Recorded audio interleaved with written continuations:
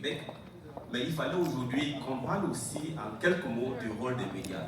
Vous avez dû observer certainement qu'à l'ouverture, il y avait Radio-Canada. On a applaudi, on a aimé le travail qu'ils ont fait. Mais ce n'était pas le seul média invité. On espérait ce soir avoir encore d'autres médias. J'ai échangé longuement avec beaucoup de rédacteurs en chef. Ils m'ont expliqué les raisons pour lesquelles, pour le moment, ils ne peuvent pas être là. Vous savez, la ligne éditoriale et le positionnement sont très importants. C'est pourquoi aujourd'hui, je voulais parler donc de ce rôle en soulignant 4 choses. D'abord, les faits. On a dit tantôt que les entrepreneurs, les immigrants sont très nombreux qui choisissent l'entrepreneuriat comme un levier d'intégration. C'est ce qu'on a dit, non? Oui. Et les statistiques que nous avons de Statistique Canada soulignent, je prends un seul chiffre, 32%, ils sont 32%, les immigrants entrepreneurs qui ont des salariés. Donc c'est pour dire que ces entrepreneurs-là, ces immigrants contribuent énormément à la société du Québec. Ensuite, je vais souligner les défis. Oui, ces entrepreneurs-là contribuent énormément, mais l'un des défis majeurs, c'est qu'ils sont invisibles. C'est ça, n'est-ce pas? Quand il dit invisible, c'est sur le plan médiatique. Oubliez un peu ce soir, quand je parle de médias, oubliez un peu les réseaux sociaux, oubliez un peu les médias digitaux. Moi, je parle de médias classiques. Je parle de médias traditionnels. Et donc, l'un des défis, l'un des enjeux importants, c'est qu'ils sont invisibles.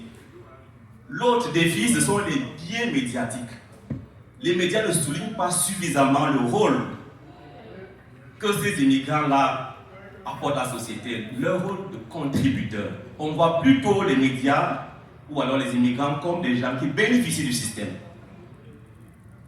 Donc, la troisième étape de mon propos, c'est la manifestation. Comment cela se manifeste lorsque on vit ces défis-là? C'est que malheureusement, la population ne perçoit pas bien le rôle que nous jouons dans cette société. Vous voyez, on voit plus des gens qui viennent profiter, alors qu'on devrait souligner aussi la contribution de ces immigrants à la société. C'est pourquoi les médias sont importants. Moi, je souligne surtout le rôle des médias classiques.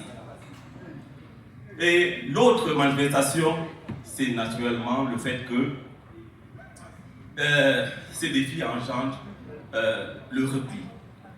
Les organisations issues de la diversité se replient et ne vont pas vers ces médias-là pour diverses raisons. Et les solutions pour terminer. Les solutions justement du côté média, c'est que on doit de plus en plus aller vers ces organisations-là pour voir ce qu'elles font, parce que malheureusement les études récentes démontrent qu'il y a de plus en plus de discours entre guillemets polarisants qui déshumanisent un peu l'immigration. C'est pas moi qui le dis, ce sont des études faites par un enseignant de l'Université Laval qui a été présenté lors d'un colloque en février ici. J'étais présent. Donc, ça c'est les médias. On fait cette démarche d'aller vers. Ensuite, pour terminer, les organisations issues de la diversité doivent pouvoir aller vers ces médias-là pour dire qui elles sont et ce qu'elles font. Ça permet donc de bâtir donc des ponts et ça fait sa compréhension mutuelle entre les communautés et le monde médiatique. Je cible surtout le mot média parce que, vous voyez, on a beau dire, les médias classiques restent et demeurent ceux-là qui donnent le ton.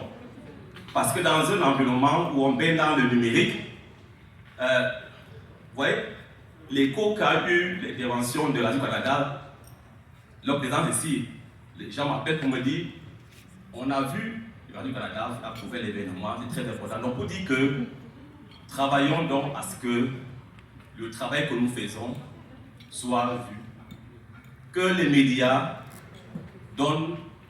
amplifient les voix, présentent des réussites et surtout facilitent les connexions avec les communautés. J'ai terminé. Merci beaucoup.